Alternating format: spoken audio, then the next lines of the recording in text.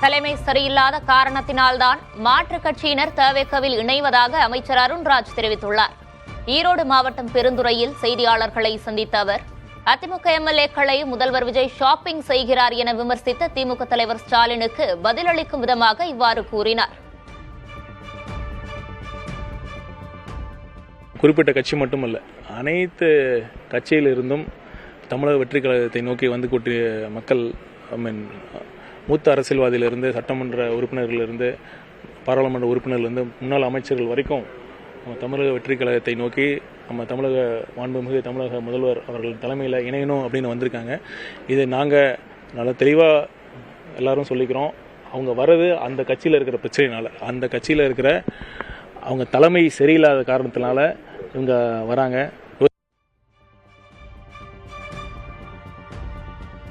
தவேக வேடந்தாங்கல் சரணாலயம் போன்றது என்பதால் பலரும் வருகிறார்கள் என அமைச்சர் ராஜ்மோகன் தெரிவித்துள்ளார். மதுரை திருப்பரங்குன்றத்தில் செய்தியாளர்களை சந்தித்த அவரிடம் ராகவா லாரன்ஸ் தவேகவில் இணைகிறாரா என கேட்கப்பட்டது. அதற்கு பதிலளித்த அவர், தவேகவில் சிறந்த தலைமை இருப்பதால் யார் வேண்டுமானாலும் வரலாம் என்றார். பள்ளி வளாகத்துல நான் அரசியல் ஒருபோதுமே பேசுறது இல்லை. யாரு வேணா வரலாம், யாரு வேணா இணையலாம். தமிழக வெற்றி கழகம் சிறந்த தலைமைங்கிறதால சிறந்த தலைமையை தேடி வேடந்தாங்கல் சரணாலயத்திற்கு பறவைகள் வருவதை போல பலரும் வருகிறார்கள். நல்வரவு, எல்லோரும் வரட்டும். சாதி ஆணவ படுகொலைகளை தடுக்க KN பாஷா ஆணையத்தின் அறிக்கையை பெற்று சட்டம் இயற்ற வேண்டும் என விசிக தலைவர் திருமாவளவன் வலியுறுத்தியுள்ளார். இது தொடர்பாக அவர் வெளியிட்டுள்ள அறிக்கையில், தென் மாவட்டங்களில் ஆணவ படுகொலைகள் அதிகரித்து வருவது வேதனை அளிப்பதாகவும், தமிழ்நாட்டில் ஆணவ படுகொலைகளை தடுப்பதற்கான ஆய்வுகளை மேற்கொள்வதற்காக கடந்த நவம்பர் மாதம் திமுக அரசு ஓய்வு பெற்ற நீதிபதி KN பாஷா தலைமையில் ஆணையத்தை அமைத்ததாகவும் குறிப்பிட்டுள்ளார். தற்போதைய தவேக அரசு அந்த ஆணையத்தின் பரிந்துரைகளை பெற்று ஆணவ படுகொலைகளை தடுக்க உடனடியாக சட்டம் இயற்ற வேண்டும் எனவும் திருமாவளவன் கேட்டுக் கொண்டுள்ளார். அரசு பள்ளிகளில் 250 மாணவர்களுக்கு ஒரு உடற்கல்வி ஆசிரியர் என்ற விகிதத்தை 700 மாணவர்களுக்கு ஒருவர் என மாற்றுமாறு திமுக அரசு பிறப்பித்த அரசாணையை தவேக அரசும் முன்மொழிவதாக வெளியான செய்திக்கு பாஜக மாநில தலைவர் நயினார் நாகேந்திரன் கண்டனம் தெரிவித்துள்ளார். இது தொடர்பாக அவர் வெளியிட்டுள்ள சமூக வலைதள பதிவில், இந்த தவறான அணுகுமுறையால் கிராமப்புற மாணவர்களின் விளையாட்டு திறன் முடங்கும் அபாயம் உள்ளதாக குறிப்பிட்டுள்ளார். பழைய நடைமுறைப்படியே உடற்கல்வி ஆசிரியர்களை நியமிக்க வேண்டும் என தமிழக அரசை அவர் வலியுறுத்தியுள்ளார்.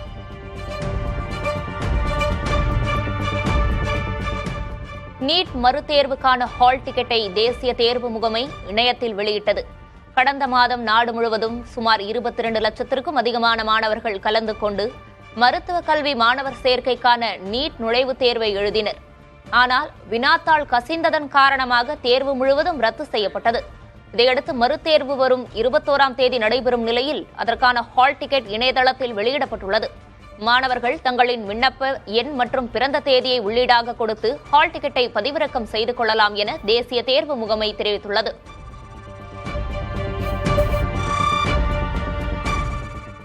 பாலிடெக்னிக் கல்லூரியில் படித்து அரியர் வைத்திருக்கும் பழைய மாணவர்கள் 2000 பேர் மீண்டும் தேர்வு எழுத வாய்ப்பு வழங்கப்படுவதாக உயர்கல்வித்துறை தெரிவித்துள்ளது. பாலிடெக்னிக் கல்லூரிகளில் பட்டயப்படிப்பு படித்து நீண்ட காலமாக அரியர் வைத்துள்ள 2000 மாணவர்கள் அக்டோபர் மாதமும் அடுத்த ஆண்டு ஏப்ரல் மாதமும் நடைபெறவுள்ள தேர்வுகளின் போது மட்டும் சிறப்பு வாய்ப்பு மூலம் தேர்வு எழுத வாய்ப்பு வழங்கப்பட உள்ளது. இந்த தேர்வு எழுத சிறப்பு வாய்ப்பு பதிவு கட்டணமாக 750 ரூபாய், ஒருங்கிணைந்த மதிப்பெண் சான்றிதழ் கட்டணமாக 40 ரூபாய், தலா ஒரு படத்துக்கு 20 ரூபாய் விண்ணப்ப கட்டணம் ஆகியவற்றை செலுத்த வேண்டும் என்று உயர்கல்வித்துறை அறிவித்துள்ளது.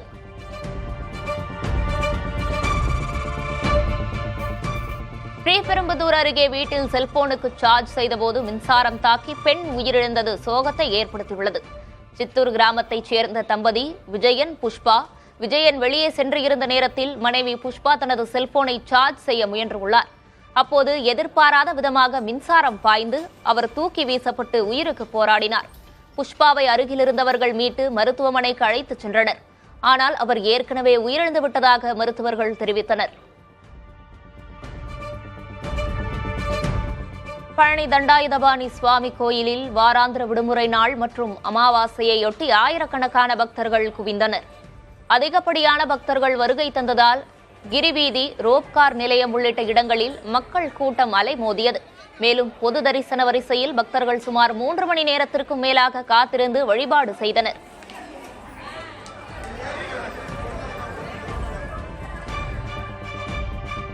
திருவண்ணாமலை அண்ணாமலையார் திருக்கோயிலில் வைகாசி மாத அமாவாசையையொட்டி ஆயிரக்கணக்கான பக்தர்கள் குவிந்தனர். ராஜகோபுரம் வழியாக பொது தரிசனத்திற்கு வந்த பக்தர்கள் 4 மணி நேரத்திற்கும் மேலாக காத்திருந்து சாமி தரிசனம் செய்தனர். மேலும் 14 கிலோமீட்டர் தொலைவு கொண்ட கிரிவல பாதையில் கிரிவலம் மேற்கொண்டனர். ரஷ்யாவின் மிக முக்கிய எண்ணெய் சேமிப்பு கிடங்கு மீது உக்ரைன் ட்ரோன் தாக்குதல் நடத்தியுள்ளது. உக்ரைன் எல்லைப் பகுதியிலிருந்து சுமார் 700 கிலோமீட்டர் தொலைவில் ரஷ்யாவின் ராய்பின்ஸ்க் நகரில் பொதுத்துறை எண்ணெய் கிடங்கு அமைந்துள்ளது. இங்கு உக்ரைன் ராணுவம் நீண்ட தூர ட்ரோன்களை கொண்டு அதிரடி தாக்குதல் நடத்தியுள்ளது. இதனால் அந்த ஆலையில் உள்ள ராட்சத எரிபொருள் தொட்டிகள் வெடித்து சிதறி பயங்கர தீ விபத்து ஏற்பட்டது. இந்த எண்ணெய் கிடங்கு ரஷ்ய ராணுவம், ரயில்வே மற்றும் அவசர சேவைகளுக்கு தேவையான எரிபொருள் இருப்பை சேமித்து வைக்கும் மிக பாதுகாப்பு கொண்ட பொதுத்துறை உட்கட்டமைப்பாகும். இது தற்போது சேதமடைந்திருப்பது ரஷ்ய ராணுவத்துக்கு பின்னடைவாக கருதப்படுகிறது. கிருஷ்ணகிரி மாவட்டம் ஓசூர் அருகே தென்பெண்ணை ஆற்றில் பாறைகளுக்கிடையே சிக்கி தவித்த மூதாட்டியை தீயணைப்புத்துறையினர் மீட்டனர். பாகலூர் தேர்பேட்டை பகுதியில் தென்பெண்ணை ஆற்றில் மூதாட்டி ஒருவர் சிக்கி தவித்தார். தகவல் அறிந்த தீயணைப்புத் துறையினர் விரைந்து சென்று ஆற்றில் தவித்த மூதாட்டியை மீட்டனர்.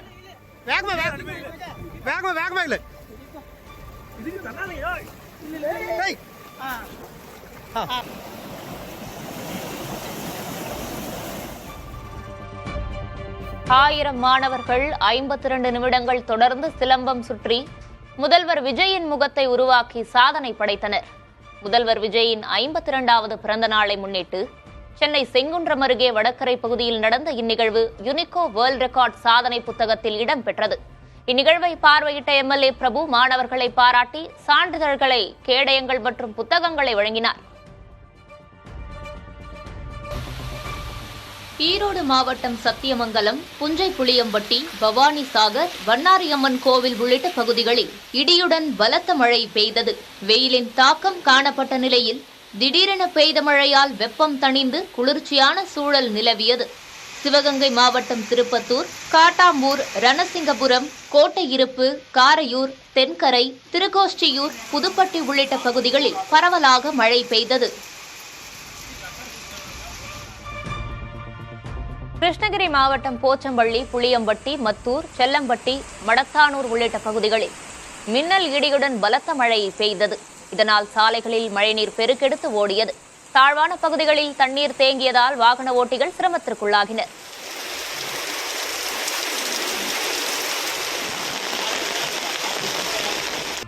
ஓமன் துறைமுகத்தில் உயிரிழந்த தூத்துக்குடி மாலுமி உடலை முறையாக பராமரிக்கவில்லை என சக ஊழியர்கள் குற்றம் சாட்டியுள்ளனர்.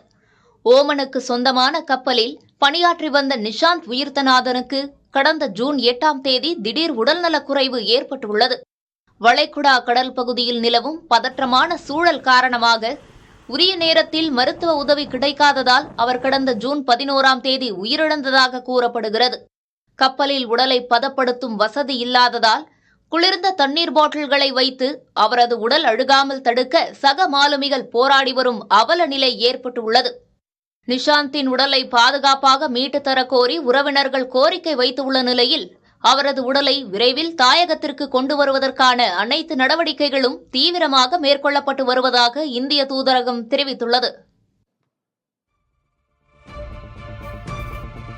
ஓமன் கடற்பகுதியில் நீரில் மூழ்கிய இந்திய கப்பலில் இருந்த 14 பேர் பாதுகாப்பாக மீட்கப்பட்டனர். ஓமன் கடற்கரை பகுதியில் 14 இந்தியர்களுடன் சென்ற MSV விராட் 1 என்ற இயந்திரமயமாக்கப்பட்ட பாய்மர கப்பல் இயந்திர கோளாறால் நீரில் மூழ்கிக் கொண்டிருந்தது.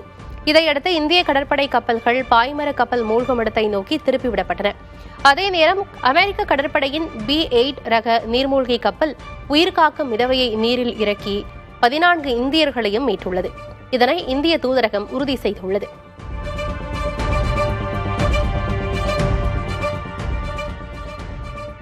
இந்தியாவின் அயோத்தியிலிருந்து நேபாளத்தின் ஜனக்பூருக்கு நேரடி ரயில் இயக்குவது குறித்து இருநாட்டு அரசு அதிகாரிகளும் பேச்சுவார்த்தை நடத்தியுள்ளனர். உத்தரப்பிரதேசத்தில் உள்ள அயோத்தியிலிருந்து நேபாளத்தில் உள்ள ஜனக்பூர் சுமார் 500 கிலோமீட்டர் தூரத்தில் உள்ளது. ராமாயண காவியத்தின்படி அயோத்தி ராமர் பிறந்த ஊராகவும் ஜனக்பூர் சீதை பிறந்த ஊராகவும் கூறப்படுகிறது. இந்நிலையில் இரு ஊர்களையும் ரயில் மூலம் இணைத்தால் ஆன்மீக சுற்றுலா தொழில் சிறக்கும் என இரு நாட்டு அரசுகளும் கருதுகின்றன. பிலிப்பைன்ஸில் கடந்த ஜூன் 8ஆம் தேதி ஏற்பட்ட நிலநடுக்கத்தில் 60க்கும் மேற்பட்டோர் உயிரிழந்தனர். 40க்கும் மேற்பட்டோர் காணவில்லை. சுமார் 50,000 மக்கள் நிலநடுக்கத்தால் தங்கள் வீடுகளை விட்டு வெளியேறியுள்ளனர். இந்நிலையில் நிலநடுக்கம் ஏற்பட்டபோது எடுக்கப்பட்ட ஒரு காணொளி வெளியாகியுள்ளது. நிலநடுக்கத்தால் வீடு பலமாக குலுங்கியபோது ஒரு குடும்பத்தினர் தங்கள் குழந்தையுடன் பத்திரமாக வெளியேறினர். ஆனால் வீட்டிலுள்ள மூதாட்டியை விட்டுவிட்டு சென்றனர். உட்கார்ந்திருந்த மூதாட்டி வீடு குலுங்கியதால் நிலை குலைந்து கீழே விழுந்து விட்டார். அதன் பிறகு ஒரு பெண் உள்ளே வந்து மூதாட்டியை காப்பாற்றி அழைத்துச் செல்கிறார். இந்த காணொளி தற்போது வைரலாகியுள்ளது.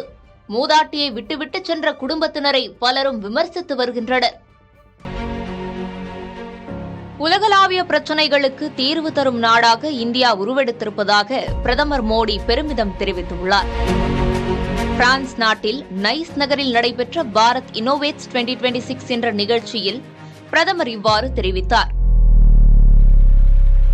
தொடர்ந்து பேசிய பிரதமர், இந்தியாவின் இளம் கண்டுபிடிப்பாளர்கள் ஒட்டுமொத்த மனித குலத்திற்கும் பயனளிக்கும் தீர்வுகளை கண்டறிந்து வருவதாக கூறினார். இந்தியாவில் மேற்கொள்ளப்பட்டு வரும் சீர்திருத்தங்கள் குறித்து விளக்கிய பிரதமர், பிரான்ஸ் நாட்டுடனான உறவுகள் வலுப்படுவது குறித்தும் பேசினார். हम फ्रांस के साथ कर रहे हैं. मैं अपने मित्र प्रेसिडेंट मैक्रो का इस अवसर पर यहां आने के लिए बहुत बहुत आभार व्यक्त करता हूं. செயற்கை நுண்ணறிவு, காலநிலை மாற்றம் போன்ற முக்கியமான துறைகளில் இரு நாடுகளும் ஒரு உண்மையான கூட்டாண்மையை கொண்டு உள்ளன என்றார். हमारे साथ मिलकर काम करिए,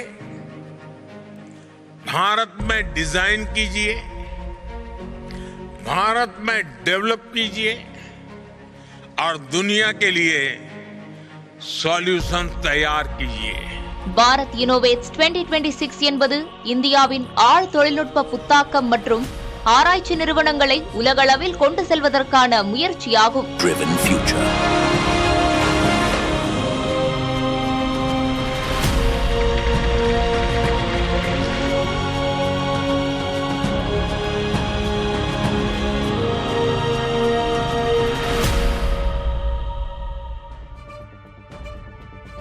பிரதமர் மோடி நாட்டு நலனில் சமரசம் செய்து கொள்கிறார் என்றும் அமெரிக்காவின் உத்தரவுக்கு கீழ்ப்படிபவராக உள்ளார் என்றும் மக்களவை காங்கிரஸ் தலைவர் ராகுல் காந்தி சாடியுள்ளார்.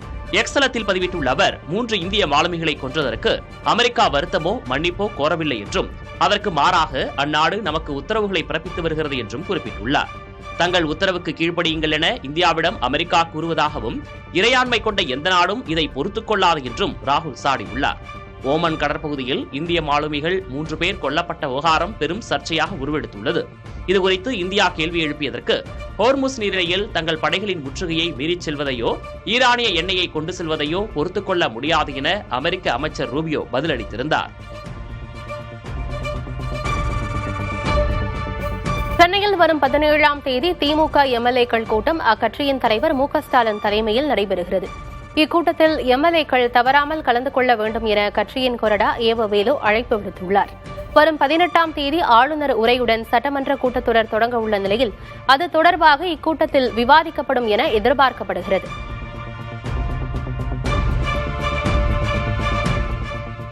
அதிமுக ஒரு குடும்பத்தின் பிடியில் சென்று கொண்டிருப்பதாக அதிமுக முன்னாள் அமைச்சர் சி வி சண்முகம் தெரிவித்துள்ளார். திண்டிவனத்தில் செய்தியாளர்களிடம் பேசிய அவர், எடப்பாடி பழனிசாமி தனது மகனை அரசியலுக்கு கொண்டுவர நாடகமாடி வருவதாக தெரிவித்தார். அதிமுக ஒரு குடும்பத்தின் பிடிக்குள் சென்று கொண்டிருக்கிறது. குட்டியை விட்டு ஆழம் பார்ப்பது போல இன்னைக்கு சோசியல் மீடியாவில் ஒரு செய்திகளை பரவிட்டுக் கொண்டிருக்கிறார். நேற்று அவர் கூட்டம் நடத்தியதாகவும் அந்த கூட்டத்தில் எல்லாம் ஆரவாரமாக உங்கள் மகனை அரசியலுக்கு கொண்டு வாங்க, அதுல எந்த ஆட்சேபனையும் இல்ல. அதுக்கு எதுக்கு இந்த டிராமா? யார் வேண்டுமானாலும் அரசியலுக்கு வரலாம். உங்கள் பிள்ளை வர வேண்டாம் என்று சொல்லவில்லை. அவருக்கும் முழு உரிமை உண்டு. வரட்டும், நேரடியாக வரட்டும், அரசியலுக்கு வரட்டும், பணியாற்றட்டும், சேவை செய்யட்டும், வளரட்டும். அதுல யாரும் எந்த மாற்று கருத்து இல்லை. ஆனால் இப்படிப்பட்ட ஏன் நாடகம்? டிராமாவை ஏற்படுத்திக் கொண்டிருக்கிறார். 47 தொகுதிகளில் 31 தொகுதிகளை பாமகவின் தயவால் தான் அதிமுக வென்றதாக அதிமுகவின் முன்னாள் அமைச்சர் சி வி சண்முகம் தெரிவித்துள்ளார். திண்டிவனத்தில் செய்தியாளர்களிடம் பேசிய அவர், பாமக இல்லை என்றால் எடப்பாடி பழனிசாமியே தட்டு தடுமாறிதான் வெற்றி பெற்றிருப்பார் என தெரிவித்தார். 31 தொகுதி, 47 தொகுதியில் 31 தொகுதி பாட்டாளி மக்கள் கட்சி போட்ட பிச்சை. பாட்டாளி மக்கள் கட்சி கூட்டணியில் இல்லை என்றால் இங்க வட மாவட்டத்திலே அரியலூர், கடலூர், விழுப்புரம், கள்ளக்குறிச்சி, திருவண்ணாமலை, வெள்ளூர், தர்மபுரி, ஏன் சேலத்துல இவரே தப்பி தவறிதான் தட்டு தடுமாறிதான் ஜெயிச்சிருப்பார். மீதி 6 தொகுதியும் ஜெயிச்சிருக்கார். மேற்கு வங்கத்தில் மம்தா பானர்ஜி ஆட்சியை இழந்ததோடு அவரது கட்சியிலிருந்து பலரும் விலகி வருவதை குறிப்பிட்டு பேசிய சி வி சண்முகம், சூழலை உணர்ந்து அதிமுகவை காப்பாற்ற வேண்டும் என்று அதிமுக பொதுச் செயலருக்கு கோரிக்கை விடுத்தார். கனவுலகிலிருந்து வெளியே வந்து உண்மையை உணர்ந்து எடப்பாடி பழனிசாமி செயல்பட வேண்டும் என்றும் அவர் கூறினார். அடிக்கிற காத்துல அம்மியே பறக்குது. இன்னைக்கு மம்தா பானர்ஜி நிலைமை என்ன பாத்தீங்கல்ல? உங்க நிலைமை என்ன இருக்கும்? 2 நாள் அன்றைக்கு சரியா இருந்தது. உங்க நிலைமை என்ன? நிலைமை இன்னும் ஒன்றும் மாறல. கனவு உலகத்தில் இருக்காதீங்க, வெளியில வாங்க, உண்மையை உணருங்க, உணர்ந்து செயல்படுங்க, இந்த இயக்கத்தை காப்பாத்துங்க, அண்ணா திமுகவை காப்பாத்துங்க. அதிமுகவிலிருந்து கனத்த இதயத்துடன் விலகுவதாக நடிகை கௌதமி அறிவித்துள்ளார்.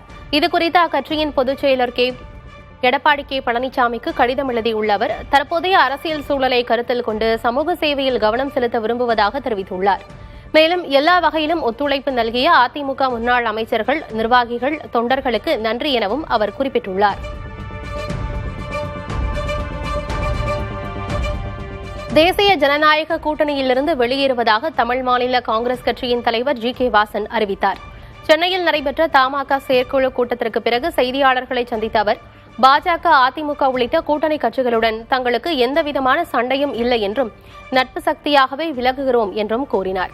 தேர்தல் முடிவுகளுக்கு பின்னர் நடைபெற்றுள்ள செயற்குழு கூட்டத்தில் தனித்தன்மையோடு செயல்பட்டு கட்சியின் அடித்தளத்தை வலுப்படுத்த உள்ளதாகவும் கூறினார்.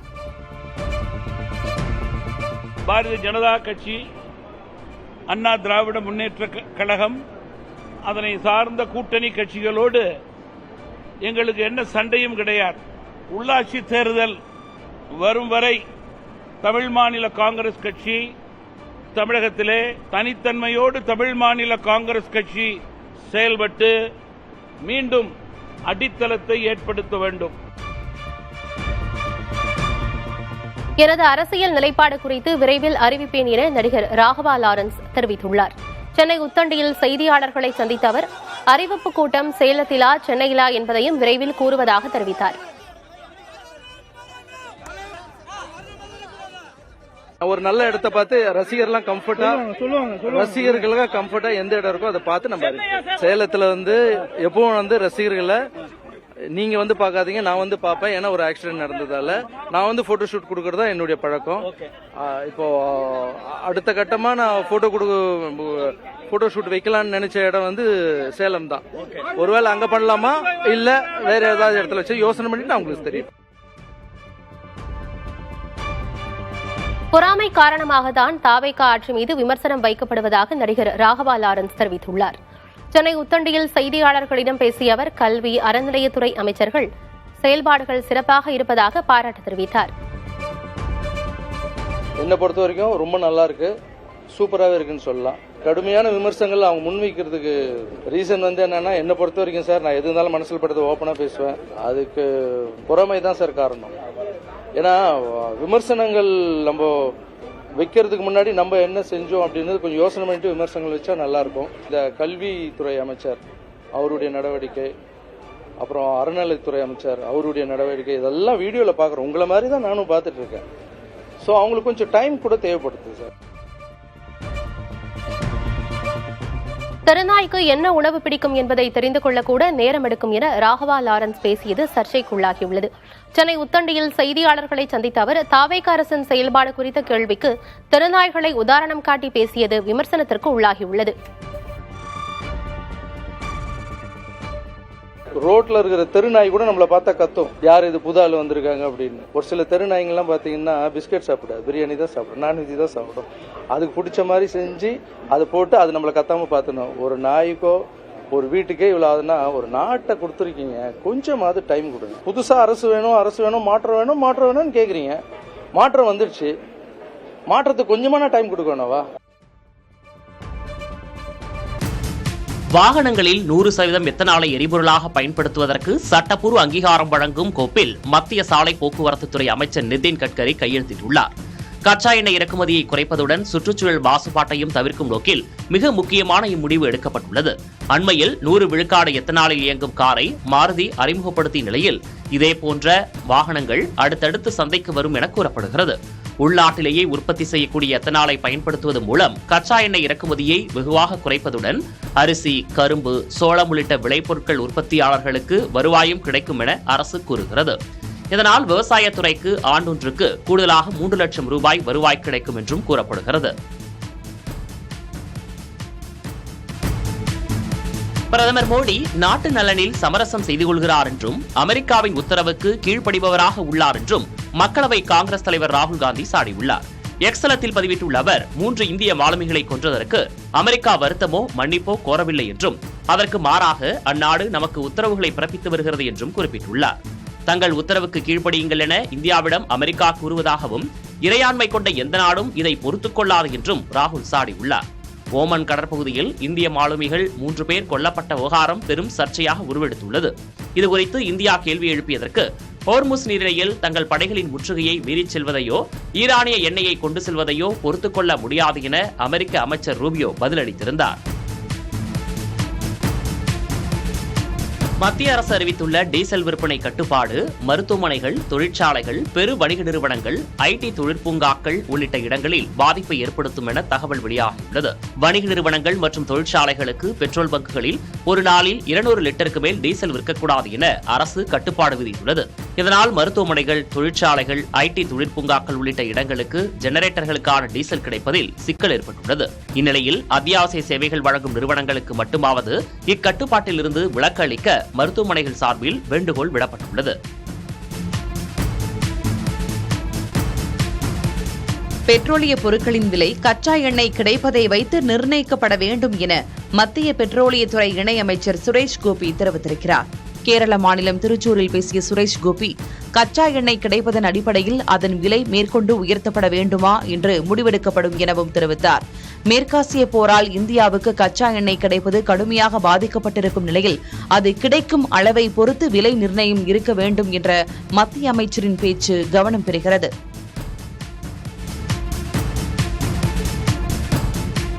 இரண்டாயிரத்து 27ஆம் ஆண்டு உத்தரப்பிரதேச சட்டமன்ற தேர்தலில் பாஜக வெற்றி பெற்றால் அதுவே நாட்டின் கடைசி தேர்தலாக இருக்கும் என்று சமாஜ்வாதி கட்சித் தலைவர் அகிலேஷ் யாதவ் எச்சரிக்கை விடுத்துள்ளார். ஊபியின் மணிப்பூரில் செய்தியாளர்களிடம் பேசிய அவர் அடுத்த மக்களவைத் தேர்தலிலும் பாஜக வென்றால் நாட்டுக்கு ஆபத்து என்று அச்சம் தெரிவித்தார். பாஜக ஆட்சியில் ஜனநாயக அமைப்புகள் நசுக்கப்படுவதாகவும் பணவீக்கம் மற்றும் மின் பற்றாக்குறையால் மக்கள் தவிப்பதாகவும் குற்றம் சாட்டினார். எதிர்க்கட்சிகள் ஓரணியில் திரண்டால் பாஜகவை வீழ்த்துவது உறுதி என்றும் அகிலேஷ் யாதவ் நம்பிக்கை தெரிவித்துள்ளார். காங்கிரசுடன் இணைவதை விட சரத்பவார் தனது கட்சியை தேசிய ஜனநாயக கூட்டணியில் இணைக்க வேண்டும் என்று மத்திய அமைச்சர் ராம்தாஸ் அத்வாலே அழைப்பு விடுத்துள்ளார். இதுகுறித்து பேசியுள்ள அவர் தான் முன்பு சரத்பவாரிடம் அவரது கட்சியை காங்கிரசுடன் சேர்க்குமாறு அறிவுறுத்தி இருந்ததாக சுட்டிக்காட்டினார். இப்போது காங்கிரசுக்கு எந்த பலமும் இல்லை என்று விமர்சித்துள்ள அவர் பாஜக தலைமையிலான தேசிய ஜனநாயக கூட்டணியில் இணைக்க வேண்டும் என்று கூறினார். பாஜகவுடன் சேர விருப்பம் இல்லாவிட்டால் பவார் தனது ஆர்பிஐ கட்சியுடன் இணையலாம் என்றும் அத்வாலே அழைப்பு விடுத்தார். பிரதமர் மோடியையும் மத்திய அரசையும் விமர்சிப்பதாக கருதிக் கொண்டு இந்தியாவின் சாதனைகளை ராகுல் காந்தி சிறுமைப்படுத்தி வருவதாக மத்திய நிதியமைச்சர் நிர்மலா சீதாராமன் தெரிவித்துள்ளார். பெங்களூருவில் பாஜக நிகழ்ச்சியில் பேசிய நிர்மலா சீதாராமன் கோவிட் பெருந்தொற்று மற்றும் மேற்காசிய போர் சூழல்களை இந்தியா திறம்பட சமாளித்ததாகவும் ஆனால் அவற்றை ராகுல் காந்தி கண்டுகொள்ளவே இல்லை என்றும் தெரிவித்தார். பெரும் சவால்களுக்கு மத்தியில் இந்தியாவின் எரிபொருள் பாதுகாப்பை பிரதமர் உறுதிப்படுத்தியுள்ளதாகவும், ஆனால் அதெல்லாம் ராகுல் காந்திக்கு தெரியவில்லை என்றும் நிர்மலா குறிப்பிட்டார்.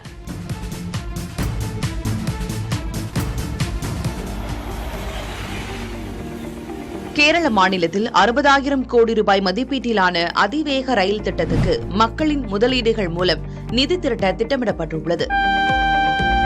திருவனந்தபுரம் மற்றும் கண்ணூர் இடையே 473 கிலோமீட்டர் நீளமுள்ள பாதையில் இந்த அதிவேக ரயில் திட்டம் செயல்படுத்தப்பட உள்ளது. இந்த திட்டத்துக்கான மொத்த திட்ட மதிப்பில் 40 விழுக்காடு தொகை, அதாவது 24,000 கோடி ரூபாயை மாநில மக்களிடமிருந்தும் வெளிநாடு வாழ் மலையாளிகளிடமிருந்தும் பசுமை மற்றும் சமூக பத்திரங்கள் மூலம் நிதி திரட்ட திட்டமிடப்பட்டுள்ளது. இந்த அதிவேக ரயில் திட்டம் முழுமையாக புதுப்பிக்கத்தக்க ஆற்றல் மூலம் செயல்படுத்தப்பட உள்ளது.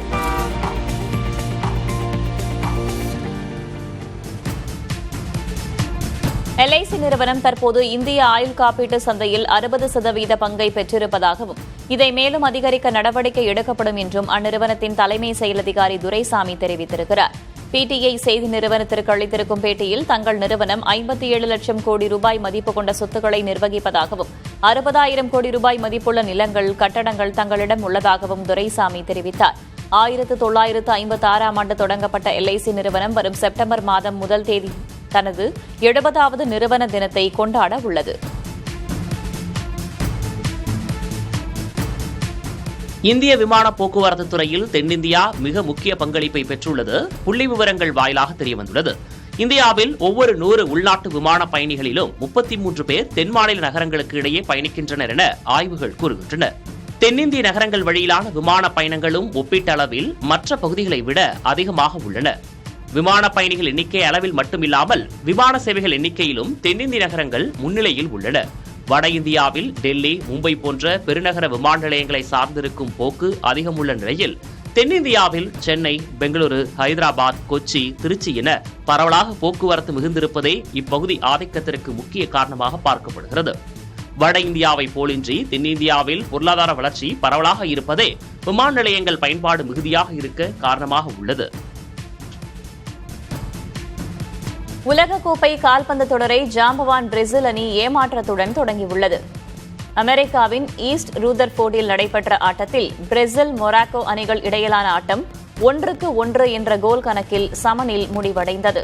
உலகக்கோப்பை தரவரிசையில் முதல் 10 இடங்களுக்குள் உள்ள இரு அணிகள் மோதிய ஒரே லீக் சுற்று போட்டி என்பதால் இது கால்பந்து ரசிகர்களிடையே பெரும் எதிர்பார்ப்பை ஏற்படுத்தியிருந்தது. மற்றொரு போட்டியில் ஸ்காட்லாந்து அணி 1-0 என்ற கோல் கணக்கில் ஹெய்தியை வென்றது. கத்தார், சுவிட்சர்லாந்து மோதிய போட்டியும் 1-1 என்ற கோல் கணக்கில் சமனில் முடிந்தது.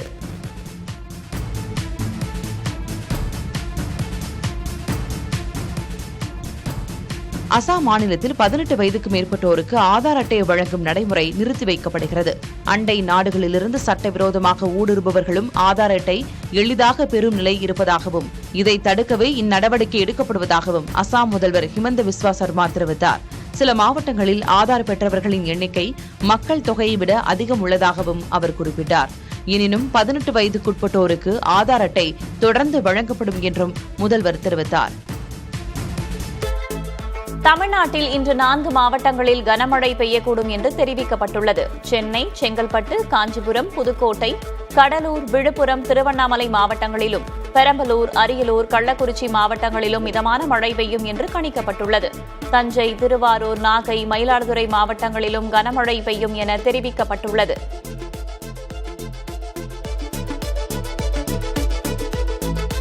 தமிழ்நாட்டில் ஒரு வாரத்திற்கு மழை பெய்யக்கூடும் என்று சென்னை வானிலை ஆய்வு மையம் கணித்துள்ளது.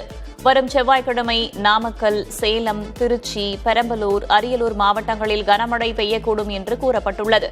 கள்ளக்குறிச்சி, தஞ்சை, திருவாரூர், மயிலாடுதுறை மாவட்டங்களிலும் கனமழை பெய்யும் என்று கூறப்பட்டுள்ளது. வரும் புதன்கிழமை ராமநாதபுரம் மாவட்டத்தில் கனமழை பெய்யும் என்றும் வானிலை ஆய்வு மையம் அறிவித்துள்ளது.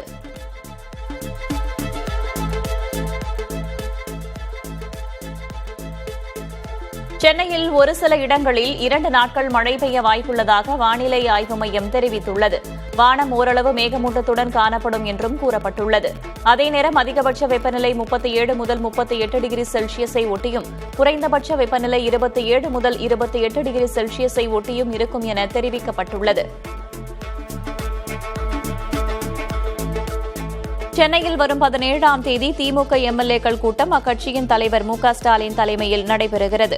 இக்கூட்டத்தில் எம்எல்ஏக்கள் தவறாமல் கலந்து கொள்ள வேண்டும் என்று கட்சி கொறடா ஏவவேலு அழைப்பு விடுத்துள்ளார்.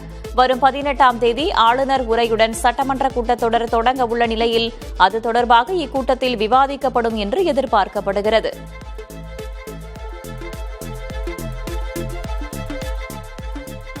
எந்த நேரத்திலும் தாவேக அமைச்சரவையிலிருந்து விசிக வெளியே வர முடியும் என்று அக்கட்சியின் தலைவர் திருமாவளவன் தெரிவித்துள்ளார். பிடி ஓபன் டாக் சிறப்பு நேர்காணலில் பேசிய அவர், தாவேகாவும் விசிகாவும் இதுவரை கூட்டணியை உருவாக்கிக் கொள்ளவில்லை என்று பதிலளித்தார்.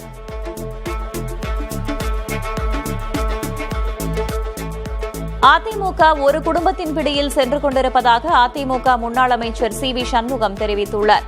திண்டிவனத்தில் செய்தியாளர்களிடம் பேசிய அவர், எடப்பாடி பழனிசாமி தனது மகனை அரசியலுக்கு கொண்டுவர நாடகமாடி வருவதாக தெரிவித்தார். 47 தொகுதிகளில் 31 தொகுதிகளை பாமகவின் தயவால் தான் அதிமுக வென்றதாக அதிமுக முன்னாள் அமைச்சர் சி.வி. சண்முகம் தெரிவித்துள்ளார். திண்டிவனத்தில் செய்தியாளர்களிடம் பேசிய அவர், பாமக இல்லை என்றால் எடப்பாடி பழனிசாமியே தட்டு தடுமாறிதான் வெற்றி பெற்றிருப்பார் என தெரிவித்தார். தாவேகாவின் 1 மாத கால ஆட்சி அருமையாக உள்ளதாக மதிமுக பொதுச் செயலர் வைகோ தெரிவித்துள்ளார். சாத்தூரில் செய்தியாளர்களை சந்தித்த அவர், எல்லா ஆட்சி காலத்திலும் பாலியல் குற்றங்கள் நடப்பதாகவும் அதற்கு தாவேக அரசு பொறுப்பேற்க முடியாது என்றும் தெரிவித்தார். தொடர்ந்து பேசிய அவர், குற்றவாளிகளுக்கு கடுமையான தண்டனை வழங்க வேண்டும் என்று வலியுறுத்தினார். தேசிய ஜனநாயக கூட்டணியிலிருந்து தமிழ் மாநில காங்கிரஸ் கட்சி வெளியேறியுள்ளது.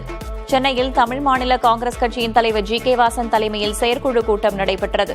இதில் தேசிய ஜனநாயக கூட்டணியிலிருந்து தமிழ் மாநில காங்கிரஸ் கட்சி வெளியேறுவதாக முடிவெடுக்கப்பட்டது. கூட்டணி கட்சிகளுடன் எந்த மனக்குமுறலும் இல்லை என்றும் கட்சியை தனித்தன்மையுடன் வலுப்படுத்தவே கூட்டணியிலிருந்து விலகுவதாகவும் ஜி.கே. வாசன் விளக்கம் அளித்துள்ளார்.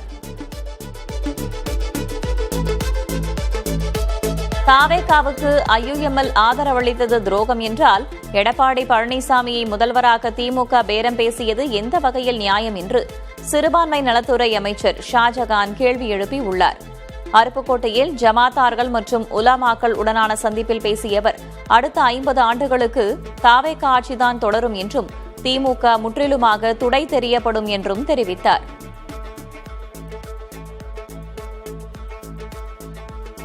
பொறாமை காரணமாகத்தான் தாவேக ஆட்சி மீது விமர்சனம் வைக்கப்படுவதாக நடிகர் ராகவா லாரன்ஸ் பேசியுள்ளார். சென்னை உத்தண்டியில் செய்தியாளர்களை சந்தித்த அவர், கல்வி அறநிலையத்துறை அமைச்சர்களின் செயல்பாடுகள் சிறப்பாக இருப்பதாக பாராட்டு தெரிவித்தார்.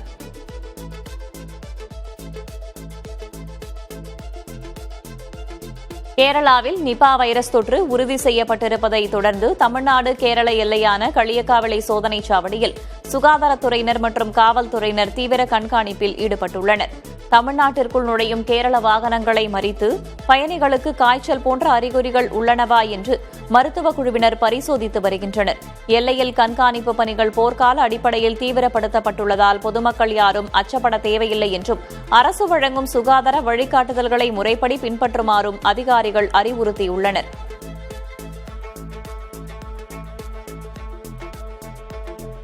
தமிழக கேரள எல்லையான தேனி மாவட்டம் லோயர் கேம்ப் பகுதியில் நிபா வைரஸ் கண்காணிப்பு முகாம் அமைக்கப்பட்டுள்ளது.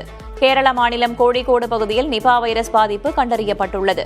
தமிழக பகுதியில் நிபா வைரஸ் பாதிப்பு பரவாமல் தடுக்க போடிமெட்டு, குமுளி அடிவார பகுதியான லோயர் கேம்ப் ஆகிய 2 இடங்களில் சுகாதாரத்துறை சார்பில் முகாம்கள் அமைக்கப்பட்டுள்ளன. கேரளாவிலிருந்து வருவோர் உடல் வெப்ப பரிசோதனைக்கு பின் தமிழகத்திற்குள் அனுமதிக்கப்படுகின்றனர். டெல்லியில் உணவகத்தில் அதிகாலையில் நேரிட்ட தீ விபத்தில் சிலிண்டர்கள் வெடித்து சிதறியதால் பரபரப்பு எழுந்தது. டெல்லியின் தெற்கு பகுதியில் கால்காஜி கோவிந்த்புரி மேம்பாலத்துக்கு அருகே உள்ள உணவகத்தில் அதிகாலையில் தீ விபத்து நேரிட்டது. உணவகத்தின் சமையலறையில் இருந்த 3 சிலிண்டர்கள் பயங்கர சத்தத்துடன் வெடித்து சிதறியதால் அருகில் வசித்த மக்கள் அச்சமுற்றனர். தகவல் அறிந்து 9 தீயணைப்பு வாகனங்களில் வந்த தீயணைப்பு வீரர்கள் தீயை அணைக்கும் பணியில் ஈடுபட்டனர். உணவகத்தின் மேல்தளத்தில் குடியிருந்த வயதான மூதாட்டியை மிகுந்த சிரமத்திற்கு இடையே தீயணைப்பு வீரர்கள் பத்திரமாக மீட்டனர். 2 மணி நேர போராட்டத்திற்கு பிறகு தீ கட்டுக்குள் கொண்டுவரப்பட்டது. இந்தியாவின் அயோத்தியிலிருந்து நேபாளத்தின் ஜனக்பூருக்கு நேரடி ரயில் இயக்குவது குறித்து 2 நாட்டு அரசு அதிகாரிகளும் பேச்சுவார்த்தை நடத்தியுள்ளனர். உத்தரப்பிரதேசத்தில் உள்ள அயோத்தியிலிருந்து நேபாளத்தில் உள்ள ஜனக்பூர் சுமார் 500 கிலோமீட்டர் தூரத்தில் உள்ளது. ராமாயண காவியத்தின்படி அயோத்தி ராமர் பிறந்த ஊராகவும் ஜனக்பூர் சீதை பிறந்த ஊராகவும் கூறப்படுகிறது. இந்நிலையில் இரு ஊர்களையும் ரயில் மூலம் இணைத்தால் ஆன்மீக சுற்றுலா தொழில் சிறக்கும் என்று இரு நாட்டு அரசுகளும் கருதுகின்றன. காவிரிப்படுகை மாவட்டங்களில் நடப்பாண்டு குறுவை சாகுபடி கேள்விக்குறியாகியுள்ளதால் அரசு அறிவித்த குறுவை சிறப்பு தொகுப்பை திரும்பப் பெற்றுவிட்டு தங்களுக்கு நேரடி நிவாரணம் வழங்க வேண்டும் என திருவாரூர் மாவட்ட விவசாயிகள் வலியுறுத்தியுள்ளனர். போதிய நீர் இருப்பு இல்லாததால் ஜூன் 12ஆம் தேதி மேட்டூர் அணை திறக்கப்படாத நிலையில் ஆழ்குழாய் கிணறுகள் மூலம் சாகுபடி செய்ய முயன்ற விவசாயிகளுக்கு சரிவர மின்சாரம் வழங்கப்படவில்லை என கூறப்படுகிறது. குறைந்த மின்னழுத்தம் காரணமாக மோட்டார்கள் பழுதாகி தண்ணீரின்றி பயிர்கள் கருகும் அவலநிலை இருக்கிறது.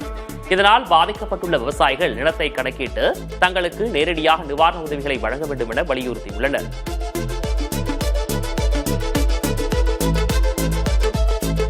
மீன்பிடி தடைக்காலம் நிறைவடைவதையொட்டி நாகை மாவட்ட மீனவர்கள் கடலுக்கு செல்ல தயாராகி வந்த நிலையில் மீன்வளத்துறை தடை விதித்ததால் கவலையடைந்தனர். தடைக்காலம் முடிவடைந்து இன்று நள்ளிரவு மீன்பிடிப்புக்கு செல்ல விசைப்படகு மீனவர்கள் ஆயத்த பணிகளில் ஈடுபட்டனர். இந்நிலையில் வங்கக்கடலில் மணிக்கு 60 கிலோமீட்டர் வேகம் வரை சூறைக்காற்று வீசும் என்று மீன்வளத்துறை கூறியுள்ளது. எனவே விசைப்படகு மற்றும் நாட்டுப்படகு மீனவர்கள் வரும் 17ஆம் தேதி வரை கடலுக்கு செல்ல வேண்டாம் என்று மீன்வளத்துறை கூறியுள்ளது. மேற்கு தொடர்ச்சி மலைப்பகுதிகளில் பெய்து வரும் தொடர் கனமழை காரணமாக நெல்லை மாவட்டம் மணிமுத்தார் அருவியில் 11வது நாளாக குளிக்க தடை விதிக்கப்பட்டுள்ளது. மாஞ்சோலை, ஊத்து உள்ளிட்ட மலைப்பகுதிகளில் பெய்து வரும் மழையால் அருவியில் வெள்ளப்பெருக்கு ஏற்பட்டு நீர் ஆர்ப்பரித்து கொட்டுகிறது. இதனால் சுற்றுலா பயணிகளின் பாதுகாப்பை கருதி வனத்துறை இந்த தடையை நீட்டித்திருக்கிறது. இதனால் தூரத்திலிருந்து அருவியை கண்டு ரசித்துவிட்டு குளிக்க முடியாமல் சுற்றுலா பயணிகள் ஏமாற்றத்துடன் திரும்பிச் செல்கின்றனர்.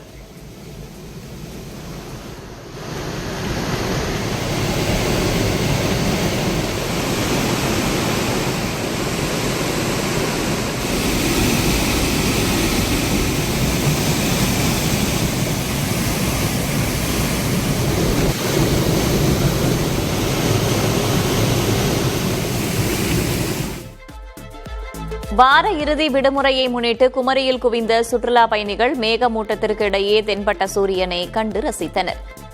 கன்னியாகுமரியில் சன்ரைஸ் பாயிண்ட், முக்கடல் சங்கமம் கடற்கரை பகுதி, பகவதி அம்மன் கோவில் கிழக்கு வாசல் பகுதிகளில் அதிகாலை முதலே சுற்றுலா பயணிகளின் வருகை அதிகரித்து காணப்பட்டது. சூரிய உதயத்தை கண்டு ரசித்த சுற்றுலா பயணிகள் முக்கடல் சங்கமத்தில் புனித நீராடி பகவதி அம்மனை தரிசித்தனர்.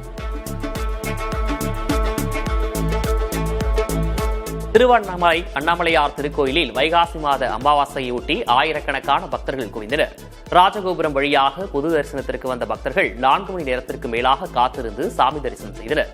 மேலும் 14 கிலோமீட்டர் தொலைவு கொண்ட கிரிவல பாதையில் கிரிவலம் மேற்கொண்டனர். சென்னை மாதவரத்தில் மக்கள் நெருக்கம் மிகுந்த பகுதியில் உள்ள டாஸ்மாக் கடையை அகற்ற வேண்டும் என்று பொதுமக்கள் போராட்டத்தில் ஈடுபட்டனர். மாதவரம் நகராட்சி அலுவலகத்திற்கு எதிரே உள்ள டாஸ்மாக் மதுபான கடை அருகே கோவில், பள்ளி, வணிக வளாகம் ஆகியவை அமைந்திருப்பதாக மக்கள் கூறினர். மது குடிக்கும் நபர்கள் போதையில் அநாகரீகமாக நடந்து கொள்வதால் பெண்கள் மற்றும் மாணவர்கள் அந்த பகுதி வழியாக செல்ல இயலவில்லை என்றும் போராட்டத்தில் ஈடுபட்ட மக்கள் தெரிவித்தனர். போலீசார் நடத்திய பேச்சுவார்த்தையை அடுத்து பொதுமக்கள் கலைந்து சென்றனர்.